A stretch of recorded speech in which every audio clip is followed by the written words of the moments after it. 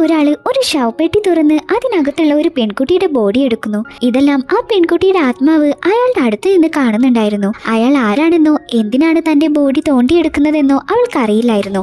അങ്ങനെ അയാൾ ആ ശവപ്പെട്ടിയിൽ നിന്ന് അവളുടെ ബോഡി എടുത്തോണ്ട് ഒരു ബിൽഡിങ്ങിലേക്ക് പോകുന്നു. അവളുടെ ആത്മാവും അയാളെ ഫോളോ ചെയ്തു പോകുന്നു. ആ ബിൽഡിംഗ് കണ്ടതും അവൾക്ക് ചില കാര്യങ്ങളെല്ലാം ഓർമ്മ വരാനായിട്ട് തുടങ്ങുന്നു. ഈ ബിൽഡിങ്ങിൽ വെച്ചാണ് അവളുടെ ബോയ് ഫ്രണ്ടും അവളുടെ ചേച്ചിയും ചേർന്ന് അവളെ താഴേക്ക് തള്ളിയിട്ട് കൊന്നു കളഞ്ഞത്. ഇപ്പോ അവരോട് പകരം വീട്ടാനായി ഈ പയ്യന് ആ ബോയ് ഫ്രണ്ടിനെയും ചേച്ചിയെയും താഴേക്ക് തള്ളിയിട്ട് അവളുടെ ആത്മാവിന്റെ മുൻപിൽ വെച്ച് കൊന്നു കളയുന്നു.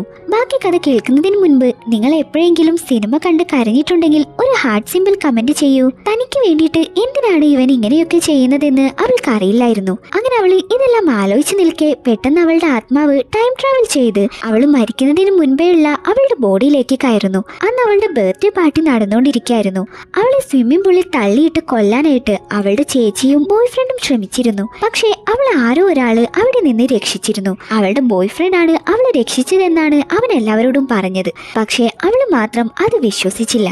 കാരണം പൂളിൽ വെച്ച് അവളെ രക്ഷിച്ച ആളുടെ ചെസ്റ്റില് ഒരു ടാറ്റു ഉള്ളതായിട്ട് അവൾ കണ്ടിരുന്നു. അവളുടെ ബോയ് ഫ്രണ്ടിനാണെങ്കിൽ അങ്ങനെ ഒരു ടാറ്റു ഇല്ല. സോ ബോയ് ഫ്രണ്ട് തന്നെ ചീറ്റ് ചെയ്യുകയാണെന്ന് അവൾക്ക് മനസ്സിലാവുന്നു. ഇതേ സമയം ആ കുഴി തോണ്ടിയെടുത്ത ആ പയ്യനെ അവൾ അവിടെ വെച്ച് കാണുന്നു. ഇവനെ ഈ പെൺകുട്ടിയെ വർഷങ്ങളായിട്ട് വൺ സൈഡ് ആയിട്ട് സ്നേഹിച്ചുകൊണ്ടിരിക്കുകയാണ്. അതിപ്പോ ടൈം ട്രാവൽ ചെയ്ത് പാസ്റ്റിലേക്ക് വന്നപ്പോഴാണ് അവൾക്ക് മനസ്സിലാവുന്നത്.